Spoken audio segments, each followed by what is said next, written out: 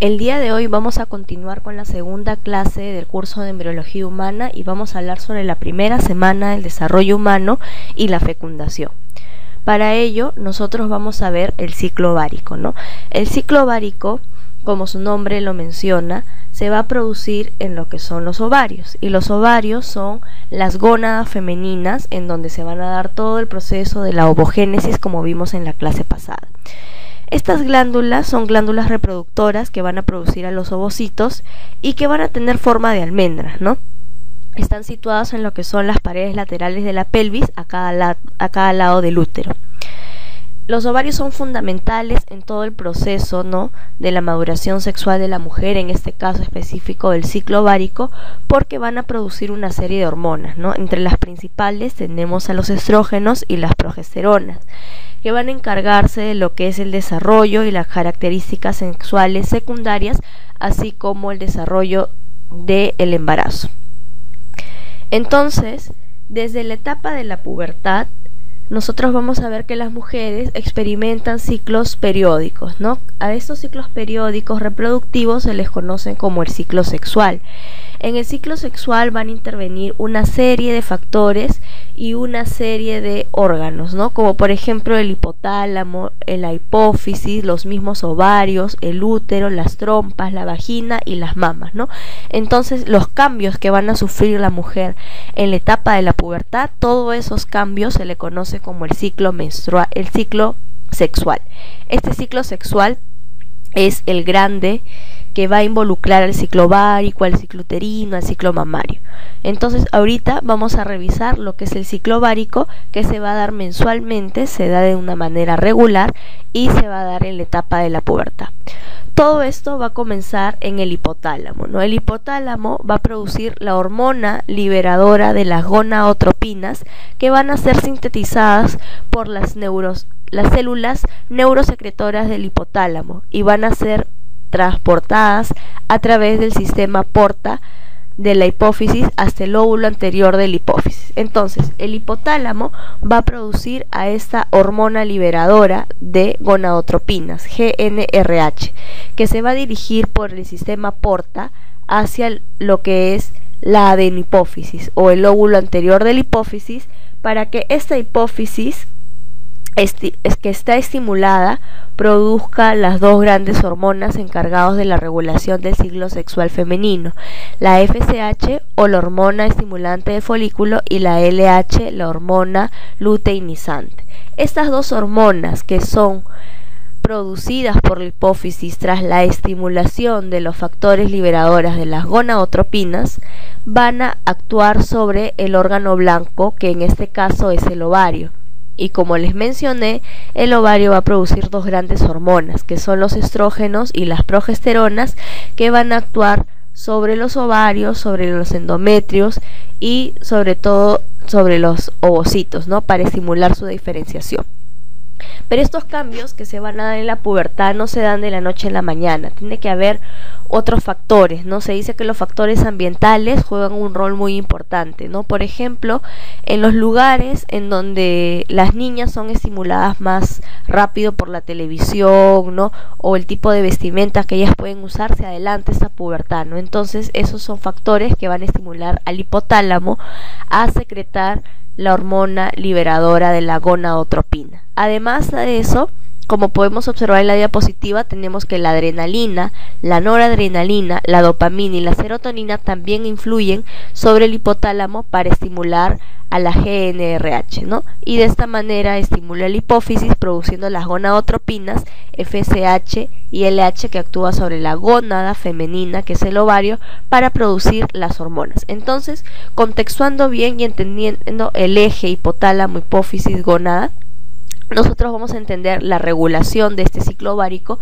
y la serie de cambios que se van a dar, ¿no? Entonces, esto es muy importante que recuerde.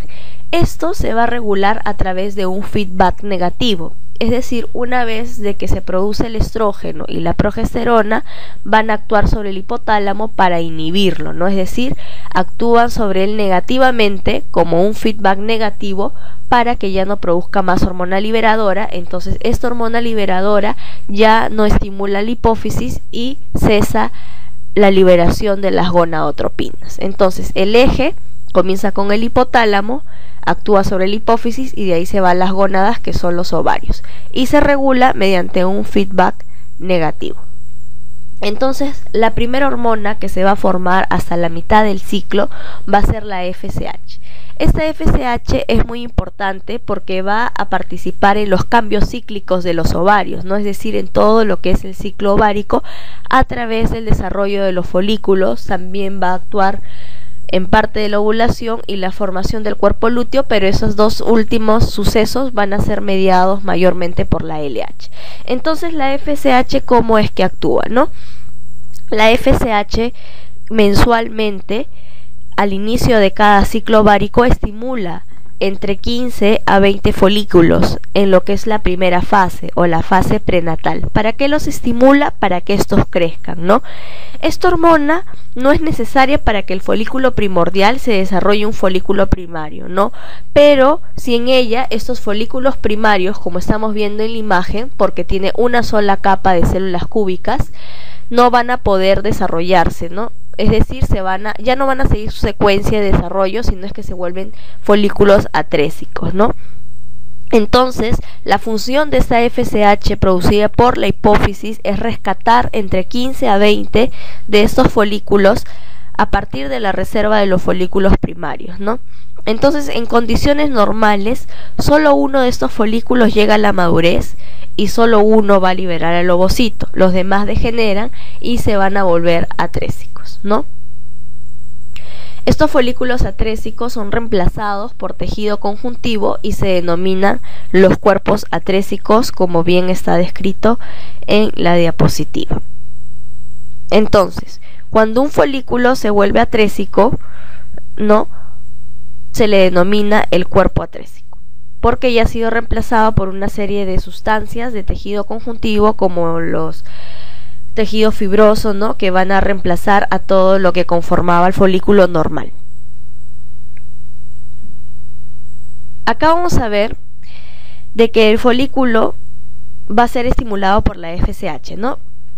Pero también, para que se dé esta estimulación, es importante que exista el factor 9 de diferenciación de crecimiento beta, que es un factor justamente de la familia del factor de transformación de crecimiento beta, ¿no? El factor 9 de diferenciación es familia de este factor de transformación. Esta va a estimular a lo que son las células de las granulosas, ¿no? Acá tenemos una flecha con una barra de un signo de más, ¿no? Esto significa que esta FSH estimula las células de la granulosa, ¿no?, para que se dé su diferenciación de folículo primario a un folículo secundario, ¿no? Entonces estas células de la granulosa empiezan a multiplicar sus capas de células cúbicas y de esta manera va aumentando el tamaño del folículo. Una vez que entraba el licor folicular, se denomina folículo secundario porque ya existe el antro. Asimismo, estas células de la granulosa son separadas por una membrana basal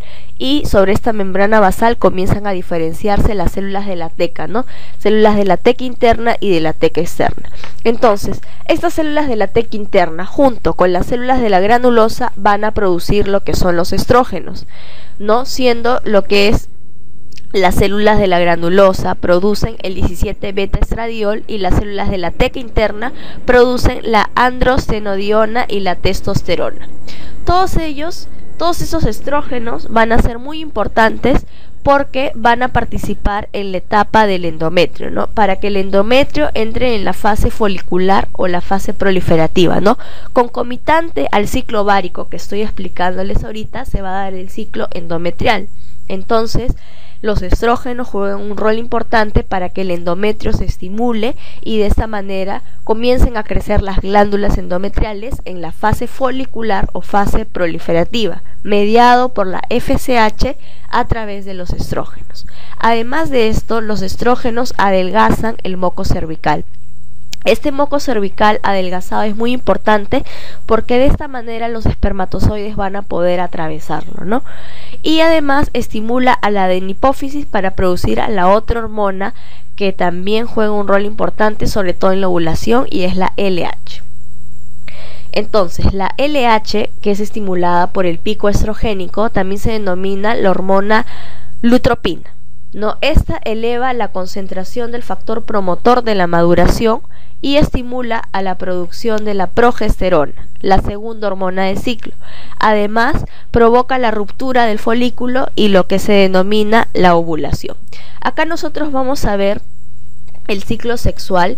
En este caso estamos representando al ciclo ovárico porque estamos viendo todo lo que es la foliculogénesis, ¿no? La primera mitad del ciclo, hasta el día 14 vamos a ver que el folículo crece y en el día 14 se va a dar la ovulación justo con el pico de la LH que permite que se dé la ovulación con la liberación del ovocito con sus partes, ¿no?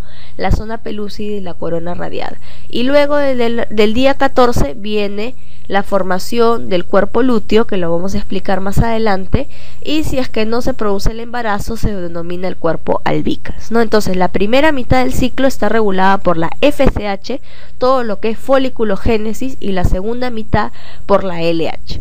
La primera mitad del ciclo básicamente se encarga de la producción de los estrógenos a través de lo que es las células de la teca interna y las células de la granulosa, y la segunda mitad del ciclo se estimula la producción de la progesterona.